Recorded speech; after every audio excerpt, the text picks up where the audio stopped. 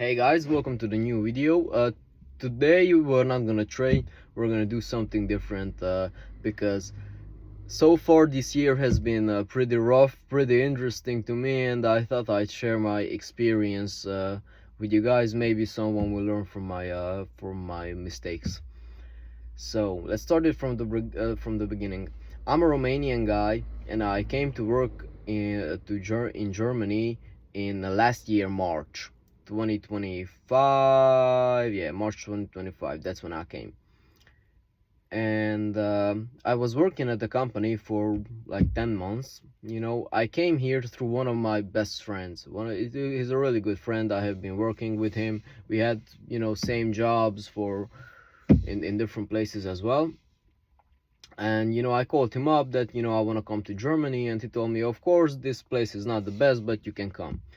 And I came here. I didn't came directly to the large company. I came to a recruiter who recruited me so I can work for the large company. And it was good. It was good for a while. It was really good for a while. I mean, I was with friends. I was close to the work. I was living like, I don't know, 4 kilometers away from work, so I could ride a bike, or there were times when I just ran to work, to get some cardio. So yeah. And also we had canteen. So you had 2 meals a day that the company paid for, one hot meal and one cold meal during the breaks where you could eat. But there were some other problems as well. Mainly the fact that here in Germany you have to work per performance, für Leistung. So you don't have a fixed salary. That you make 2,000 euros every single month fixed. That's not how this works. It's Leistung. It's per performance. If you work hard, if you have long hours, then yeah, you can then you get paid good. And if you just don't do shit, then don't expect to get more than 1,200 euros. So yeah. At this job, the problem was that we had to work in teams, and the problem with that is that 3 people or 4 people are working on a machine that makes sausages, because I was in a meat factory, and maybe 2 of you guys are working really hard and one is slacking off. Well, then you have to catch that guy's work as well if you want to make some money, and you're basically working for him, and that's pretty fucked up. And the other problem was our team leader. The guy who was directly above me, who I reported every mistake that I made, if I needed help, if the equipment was broken. That guy didn't really give a shit. So yeah, he was very responsible. We were working 2 shifts, one in the morning and the one in the afternoon. If you were working in the morning, then you had to be there at 5 a.m. or 3:30 a.m. The problem was, and if you were working on the afternoon shift, it was different. You went to 9 a.m., 11 a.m., 3 p.m., 2 p.m. It was different. It was a whole mess. And the problem was that we just communicated this via our chat group, a group chat. Chat group. We are a group chat. Yeah, I don't speak London, whatever. And the problem was that the lack of communication. So if you were in the morning shift, you found out about 8 p.m. the day before if you had to go there at 5 a.m. or at 3:30 a.m. And if you were in the afternoon shift, you had to wake up at 7 a.m. because that's when he wrote it. If if you had to come at 9 a.m. or at 11 a.m. or at 3 p.m. or at 1 p.m. So there was not a system that was working. There was not a fixed system where you could know that, yeah, this is when I have to come to work. And the problem was that this was my main problem, that that you only had to that you only knew it one day before when you had to come to work, and you never knew when you were coming home, because it depended how much material was in the factory that you had to work with. So, but nonetheless, it was good. But after 10 months, I got pretty tired of it. That I'm basically getting between 1,800 euros and 2,200 euros, and I still have to pay rent. I still had to pay 400 euros for a bed, because I had a roommate. I mean, that wasn't really a problem, because at least the house was nice and I was living with friends. But after 10 months, I got pretty sick of this, not having free time and not knowing when you have to go to work. So I gave him my 2 weeks notice. I mean, it wasn't really a 2 weeks notice, because I told them, like a month and a half before that I'm leaving. So I wanted to leave, but then I was working. Well, okay, but I still have to provide for my daughter where I'm gonna work. And I called one of my buddies, but who was working here in Germany, but he quit as well. So I thought about getting directly to the company where I was working, so without the recruiters, because there was better pay per hour. So I was making here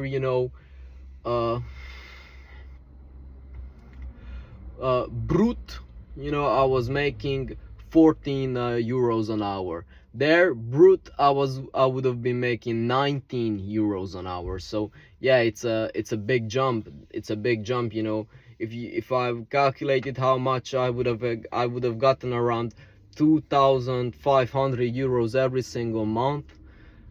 And the apartments that were directly the companies would have been cheaper, and it would have been a fixed program. I had to work from 5 a.m. till 3 p.m., but rarely from 5 to 5. And when we had 12-hour shifts, then that's when we would have 3 breaks, so 1.5 hour of break. So that would have been a pretty good deal. So my plan was that, okay, I quit, but I'll come back to the main company. And here's where I fucked up. On my last week, I don't know, maybe I was tripping, but I felt like everybody's fucking with me. And because at this place we work with food, there are people that regularly check that the rules are set how they have to be. Qualitätskontroll, how the German says, how the German people call it. It's basically quality control. So they make sure that if you have beard, then you have to wear a mask, so no hair falls into the product, and you have to wear gloves, and everything has to be sanitized and things like that. And came here a guy who was working for quality control, and he was new, and he started fucking with me. I mean, first of all, he was right. Like, I haven't been shaved for, like, I don't know, 1 week, and if you're not shaved for that long, you have to wear a mask. So first of all, he was right. But I felt like it's my last week. I just want to get out of here. I just want to go home. I want to see my daughter. I want to see my mom, my dad, my big sister. I want to be with my family. So he started fucking with me, but I wasn't understanding what he was saying. And I told him that I only speak a little German, so he can tell me whatever he wants, but because I don't understand it, and he was kept saying what he wanted to be saying, and he was asking for my chip number, so he can write me a written warning, which I didn't give a fuck about because I already gave him a 2 weeks notice. So I told him that I didn't have it with me because the team leader has it, and that was actually true because you needed the chip to operate the forklifts. So I just told him in German that, listen, I don't have time for this because I'm getting paid for performance, alright? I don't have time for this shit. And then he went to the guy that was his boss, the boss of the quality controls. And well, yeah, before this incident, I had incident with him as well, so he didn't really like me. But yeah, the team leader, the other one, he just told me that because they wanted to make a big mess about this, because how I'm just a worker, how can I talk to them like this? I mean, I don't give a fuck. I wouldn't give a fuck, so fuck them. If I could do it again, probably I would do it the same, which kind of defeats the whole point of this video. I don't give a fuck. All right. So he just told them that, hey, he's about to quit, it's his last week, just leave it alone, he's not coming back. And so they left it. And days go by, I go home, I spend time with my daughter, with my family, and I start to come back, because my plan was to come back to the main office, to the main company, to get paid better and to be in a better situation, because I wanted to buy a car. I actually started investing in S&P 500 because I learned about that, because I learned so much during that year. And I wanted to start my own massage business, because that's what I learned. That's what I learned. I still want to start it here. And I thought that, man, I will get paid better. I can buy a car, I can rent out my own apartment without roommates, and I can start my massage business. It will be awesome. And I came back. I was staying with some friends for a while, and I wrote to the person who would have helped me get to the main job. But the problem was that the boss of the quality control wrote an email to HR, and they memorized my chip number. And the chip number is directly connected to your Steuer ID, in the files, in the documents. And they wrote an email to not hire this guy back. So yeah, I came back to Germany, and I had no job, and I was staying with friends. But I had some connections, and I came to work for another job. This is Kommissionierung, which means commission, but it's not like commission. So it's basically, I work for, this is also a recruiter company. I work for Rewe, which is basically like a Walmart, except I mean, I don't know, Walmart is supposed to be cheap, but Rewe is fucking expensive here in Germany. I always go to Kaufland or to Aldi, because fuck this, I'm not paying 3 euros for a fucking bread. Fuck that. Anyway, so I came working here, and now here there's actually real real performance, because you work for you or only work yourself. You don't have to help your colleagues. But the problem is that the pay is worse. There's no canteen. And being jobless for that time, I had to pull out from my savings and from my index funds, from my S&P 500s. I had to sell those, to be able to pay child support and everything. So yeah, I came to this job, and this job is like way worse, way worse. It's colder because it's a big warehouse. It's a big warehouse, and it's cold. It's always freezing cold in there because we work with milk and stuff like that. So it has to be cold. And now I work 6 days a week instead of 5 days a week, and I get paid less. I mean, now if I calculate, I have been at this job for almost 6 months, and now I start to make what I made at my last job in the in the first month in the first months. So yeah, and it's been pretty rough because I pay less for housing, but the housing quality really fucking decreased. Like it was like living in the fucking ghetto. I swear to God, it was, oh Jesus, guys.